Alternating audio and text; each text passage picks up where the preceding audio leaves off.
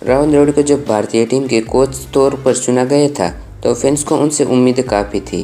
द्रविड़ का junior level पर coaching का रिकॉर्ड भी बेहद शानदार रहा था, लेकिन सीनियर लेवल पर वह उतने कामयाब नहीं हो पाए हैं।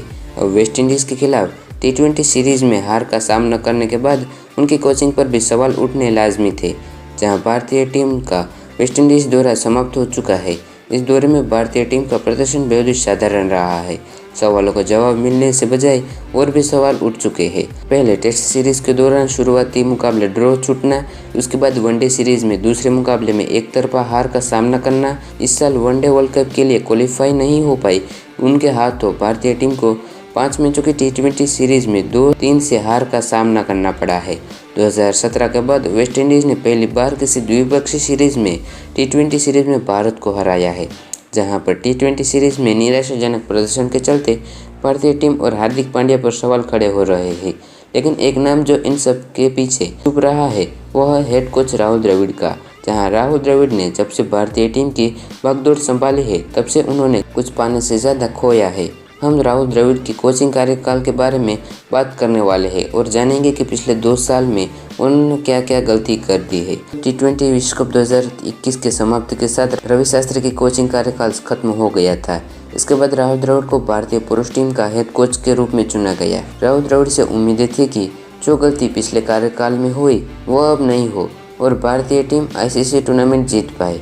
ICC टूर्नामेंट की तो छोड़िए, इनके कार्यकाल में भारतीय टीम ने द्विपक्षीय सीरीज में भी हार का सामना शुरू कर दिया है। जहां राहुल द्रविड़ ने बतौर हेड कोच पहली सीरीज भारतीय ज़मीन पर न्यूजीलैंड के खिलाफ खेली थी। जहां T20 सीरीज में तो भारत ने कीवियों को 3-0 से हरा दिया, लेकिन टेस्ट सीरीज में पहला टेस्ट ड्रॉ खेलना किसी हार से कम नहीं था। इस टेस्ट सीरीज में भारत ने न्यूजीलैंड को 1-0 से शिकस्त दी थी। इसके बाद 2021 के आखिरी में राहुल द्रविड़ का पहला विदेशी दौरा शुरू हुआ, जो कि साउथ अफ्रीका था। साउथ अफ्रीका की धरती पर पहला टेस्ट जीतने के बाद राहुल द्रविड़ की कोचिंग में भारतीय टीम ने आखिरी 2 टेस्ट गंवा दिए। इसके बाद वनडे सीरीज में भी अफ्रीकी टीम ने भारत को 3-0 से सफाया कर दिया। हेड कोच का पद संभालने के बाद द्रविड़ के लिए यह सबसे बड़ी नाकामयाबी थी। इसके बाद टीम इंडिया वेस्टइंडीज़ और श्रीलंका जैसी अपेक्षाकृत कमजोर टीमों के सामने दमदार खेल दिखाई थी। इस दौरान वेस्टइंडीज़ के सामने T20 सीरीज़ में 3-0 से मात दी। इसके बाद श्रीलंका को T20 में 3-0 और टेस्ट में 2-0 से पटखनी दी थी। फिर 2022 में इंग्लैंड के खिलाफ 2021 में बचा हुआ 5वां टेस्ट खेला था, जिसमें राहुल द्रविड़ की कोचिंग में भारतीय टीम ने बल्लेबाज के आगे घुटने टेक दिए। लगभग जीते हुए सीरीज़ को 2-2 की बराबरी पर समाप्त करवा दिया। टेस्ट मैच के बाद इंग्लैंड के खिलाफ वनडे और T20 सीरीज़ खेली गई, जिसमें भारतीय टीम ने मेज़बानों को 2-1 से समान अंतर से मात दी और अक्टूबर में होने वाले T20 विश्व कप 2022 के लिए उम्मीदें जगा दी। लेकिन T20 विश्व कप 2022 से पहले 20 ओवर के फॉर्मेट में एशिया कप खेला गया। एशिया कप के दौरान सुपर 4 स्टेज में भारत को श्रीलंका और पाकिस्तान के हाथों हार का सामना करना पड़ा। इसके चलते उसे फाइनल में खेलने का मौका भी नहीं मिला और स्वदेश लौटना पड़ा था। अब राहुल द्रविड़ के सामने T20 विश्व कप 2022 था।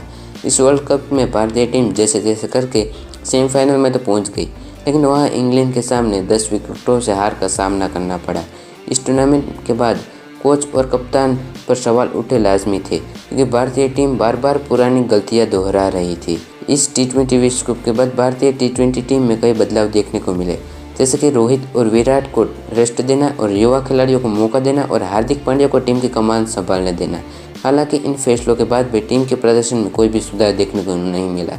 T20 विश्व कप 2022 के बाद द्रविड़ की बड़ी परीक्षा ऑस्ट्रेलिया के खिलाफ घरेलू सीरीज में थी। जहां बॉर्डर गावस्कर ट्रॉफी में भारतीय टीम ने कंगारुओं को 2-1 से मात देकर वर्ल्ड टेस्ट चैंपियनशिप के फाइनल के लिए तो क्वालिफाई कर लिया, लेकिन टेस्ट सीरीज जीतने के बाद भारत से वनडे सीरीज में भी अच्छे प्रदर्शन की उम्मीद थी। लेकिन उस सीरीज में स्टीव स्मिथ की अगुवाई में ऑस्ट्रेलिया ने भारतीय टीम को 2-1 से शिकस्त दे दी। जिसके बाद IPL 2023 के खत्म होने के बाद भारत ने ऑस्ट्रेलिया के खिलाफ भी वर्ल्ड टेस्ट चैंपियनशिप का फाइनल खेला, जिसमें एक बार फिर भारतीय फैंस को निराशा हाथ लगी और ऑस्ट्रेलिया ने भारत को 209 रनों से हराकर वर्ल्ड टेस्ट चैंपियनशिप का खिताब अपने नाम किया। कुल मिलाकर देखें तो राहुल द्रविड़ के कार्यकाल में टीम इंडिया को जीत से ज़्यादा हार का मुंह देखना पड़ा है। इस वजह से उन पर सवाल उठना लाजमी है।